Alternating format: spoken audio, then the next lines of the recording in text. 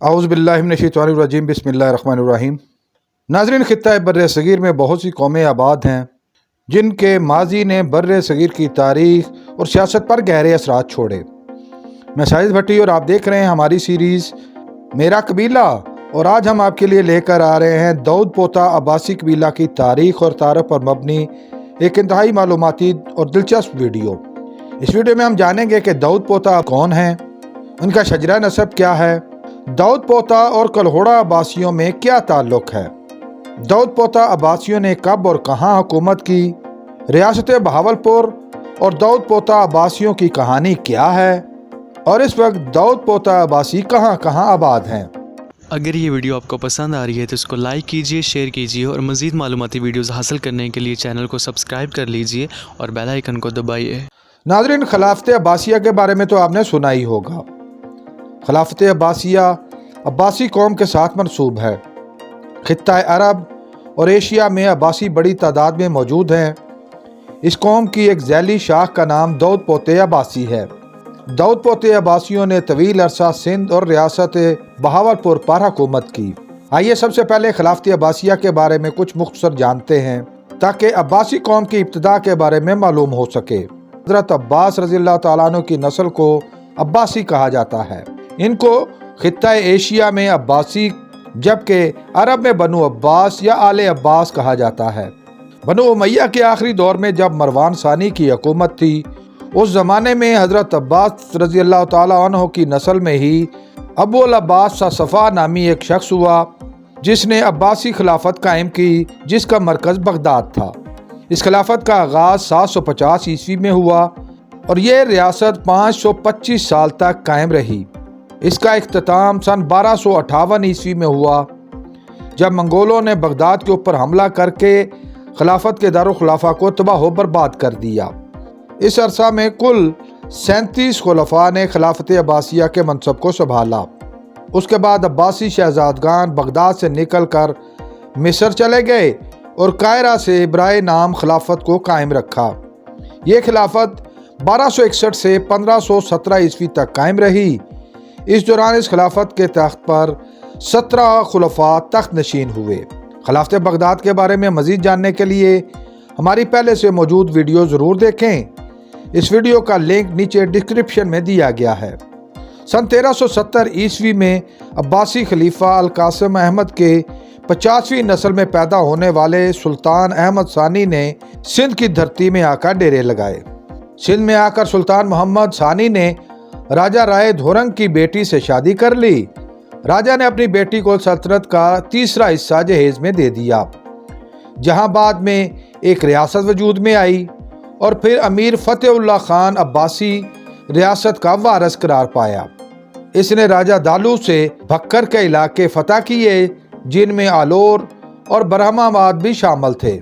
इस पूरे खित्ते का नाम काहिरा बेला रखा गया। इसी ख़ानदान में सन 1583 ईस्वी में मीर चुन्नी खान अब्बासी हुआ, जिसने मुग़ल दौरे हुकूमत में काफ़ी कुर्बत पाई और उसको सरकारी तौर पर ओहदा भी मिला। चुन्नी खान की नस्ल में आगे दो भाई मेहदी खान और दाऊद खान हुए। इन दोनों के दरमियान इख्तलाफात पैदा हुए और मेहदी खान सिंध में आकर आबाद हुआ और वहाँ एक सल्तनत कायम की। इस ख़ानदान को कलहोड़ा ख़ानदान, जबकि इसकी रियासत को कलहोड़ा रियासत का नाम दिया गया। कलहोड़ा रियासत कई दहाइयों तक कायम रही, जबकि इसका दूसरा भाई दाऊद खान वहाँ से हिजरत करके बहावलपुर के करीबी इलाकों में आकर आबाद हुआ। उसकी नस्लें दाऊद पोता अब्बासी कहलाईं। खित्ता बर्रे सग़ीर में अब्बासियों के 3 बड़े कबाइल मशहूर हैं, जिनमें धोंद अब्बासी, जबकि दूसरे कलहोड़ा अब्बासी और तीसरे दाऊद पोते अब्बासी। दाऊद खान की नस्ल में ही बहादुर खान अब्बासी हुआ, जिसने सन 1690 ईस्वी में खित्ते की बहुत ज़्यादा ज़मीनों पर कब्ज़ा कर लिया। यही कब्ज़ा बाद में रियासत बहावलपुर की बुनियाद बना। इसने सन 1690 ईस्वी में शिकारपुर शहर की बुनियाद रखी। इसके बाद बहावल खान अव्वल हुआ, जिसने 1727 ईस्वी में बहावलपुर रियासत के क़याम का ऐलान किया और लियाकतपुर के करीब इलाहाबाद के इलाके को अपना दारुल हुकूमत करार दिया। दौद पोता अब्बासियों की इस सल्तनत बहावलपुर में ओबाड़ो, कोट सब्जल, रहीम यार खान, सादकाबाद, शहर फरीद, खानपुर, मुजफ्फरगढ़, डीजी खान, बीकानेर, मिंचनाबाद, मुल्तान और जैसलमेर के इलाके शामिल थे। बहावल खान अव्वल के बाद सन 1749 ईस्वी में नवाब मुबारक खान सानी नवाब ऑफ बहावलपुर बना। उसकी हुकूमत सन 1772 ईस्वी तक कायम रही। इसने सन 1750 में मेरठ, जैसलमेर और मधुवाला पर भी कब्जा कर लिया और बाद में मुजफ्फरगढ़ के इलाकों, सीहत, दुनियापुर और करोड़ पक्का के इलाकों पर कब्जा करके अपनी रियासत में शामिल कर लिए। इसके बाद नवाब बहावल खान दोम सन 1772 ईस्वी में रियासत बहावलपुर के नवाब बने। इसका दौर हुकूमत सन 1809 ईस्वी तक रहा। सन 1807 ईस्वी में महाराजा रंजीत सिंह की अफवाज ने मुल्तान पर हमला करके इस पर कब्जा कर लिया। 1788 से 1885 तक नवाब का मुकाबला काबल के ताकतवर दुर्रानी बादशाह तैमूर शाह के साथ रहा। बहावलपुर को दुर्रानियों ने लूट लिया और इस कस्बा को जलाकर राख कर दिया। तैमूर शाह ने अपने जनरल शाह मोहम्मद खान बादोज़ई के जरिए पहले किला द्रावड़ का मुहासरा किया और फिर उस पर कब्जा कर लिया और यूं किला द्रावड़ दुर्रानियों के कब्जे में चला गया। नवाब अमीर मोहम्मद खान दोम ने बहुत सी लड़ाइयों के बाद बहावलपुर और किला द्रावड़ का कब्जा दोबारा हासिल कर लिया। सन 1802 ईस्वी में तैमूर शाह ने नवाब को मुखलसुद्दौला का खिताब दिया। 1809 ईस्वी में नवाब बहावल खान दोम के बाद नवाब मोहम्मद सादक खान दोम ने इक़्तिदार संभाला। इसकी हुकूमत 1825 तक कायम रही। नवाब मोहम्मद सादक खान दोम का ज़्यादा वक्त सिंध के अमीरों के हमलों को रोकने, अपने दौर की बगावतों को कुचलने और मफतूहा इलाकों की हिफाजत पर गुजरा। 1825 ईस्वी में नवाब मोहम्मद खान दोम की वफात के बाद बहावल खान स्वयं नवाब बना। क्योंकि बहावलपुर की रियासत ने डेरा गाजी खान की लीज के कुछ साल के वाजबात की अदायगी नहीं की थी, इसलिए महाराजा रंजीत सिंह ने एक फोर्स भेजी जिसने अब्बासी गवर्नर को डेरा गाजी खान से निकाल दिया और इस पर कब्जा कर लिया, जिस पर नवाब बहुत ज़्यादा रंजीदा था। दूसरी तरफ महाराजा रंजीत सिंह ने एक बड़ी फौज श्याम सिंह अटारीवाला की क़यादत में तैयार की, जो किसी भी बहाने रियासत बहावलपुर पर हमला करने के लिए तैयार थी। इसकी खबर नवाब को हो चुकी थी। नवाब बहावल खान सोम ने अपना एक एलची शिमला के गवर्नर के पास भेजा ताकि वो इस मामले में मुदाखलत करे। Governor general lord William Bentinck को यह तजवीज़ पसंद आई और उसने महाराजा रंजीत सिंह को दरियाए सतलुज को अबूर करने से मना कर दिया। 1833 में नवाब बहावल खान सोम ने अंग्रेज़ों के साथ दोस्ती का मुआहदा कर लिया। अंग्रेज़ों ने कोट सब्जल और घंग बहारा के मकबूजा इलाके आज़ाद करवा के रियासत बहावलपुर को दे दिए। 1852 ईस्वी में नवाब बहावल खान सोम की वफात पर अमीर सादक खान सोम नवाब बना।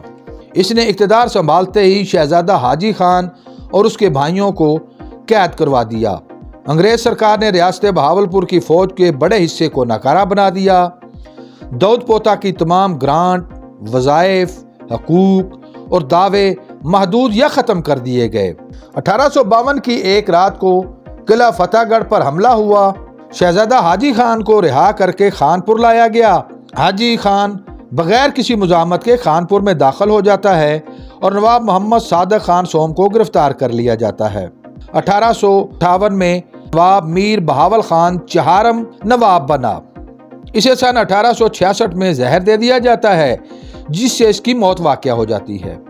नवाब मीर बहावल खान चहारम की वफात के बाद मीर मोहम्मद सादक खान चहारम को रियासत बहावलपुर का नवाब बनाया गया। इसी दौरान एंग्लो अफगान जंग का आगाज़ हुआ। रियासत बहावलपुर ने अंग्रेज़ों का साथ दिया। उसके बाद 1907 में सर मोहम्मद सादिक खान अब्बासी नवाब बना, जब उसकी उम्र महज 4 बरस थी। उसको बालग होने के बाद सन 1924 ईस्वी में नवाबी का तख्त सौंपा गया। इस दौरान अंग्रेज सरकार की निगरानी में वज़रा की एक कौंसल रियासत के अमूर को देखती रही। नवाब मोहम्मद सादिक खान अब्बासी एक आला तालीम याफ्ता नवाब थे। आपके दौर में रियासत में तालीम, सेहत और दीगर फलाही मंसूबों पर काम हुआ। तहरीक आज़ादी पाकिस्तान में भी नवाब मोहम्मद सादिक खान ने अपना वक्त और सरमाया खुले दिल से खर्च किया। नवाब मोहम्मद सादिक खान अब्बासी को मुकामी आबादी दूल्हा साईं के नाम से याद करती थी। सन 1947 में तकसीम हिंद के वक्त नवाब मोहम्मद सादिक अब्बासी ने रियासत बहावलपुर का इल्हाक पाकिस्तान के साथ कर दिया और फिर आखिरकार रियासत बहावलपुर सन 1955 को पाकिस्तान में जम हो गई।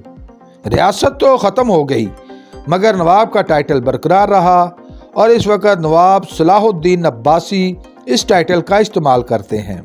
इस वक्त दाऊद पोता अब्बासी बहावलपुर, बहावल नगर, डेरा गाजी खान, रहीम यार खान, सादकाबाद, भक्कर, लिया, बहावल नगर, मुल्तान, मेंचनाबाद और सिंध में कसरत से आबाद हैं, जबकि इनकी मुंतशिर आबादियाँ जनूबी पंजाब और सिंध भर में पाई जाती हैं। उम्मीद है आपको हमारी ये कावज पसंद आई होगी। बहुत जल्द एक नई मालूमाती और दिलचस्प वीडियो लेकर आपके सामने हाजिर होंगे। अगर आप इस वीडियो के बारे में अपनी कोई राय देना चाहें तो कमेंट बॉक्स का इस्तेमाल करें।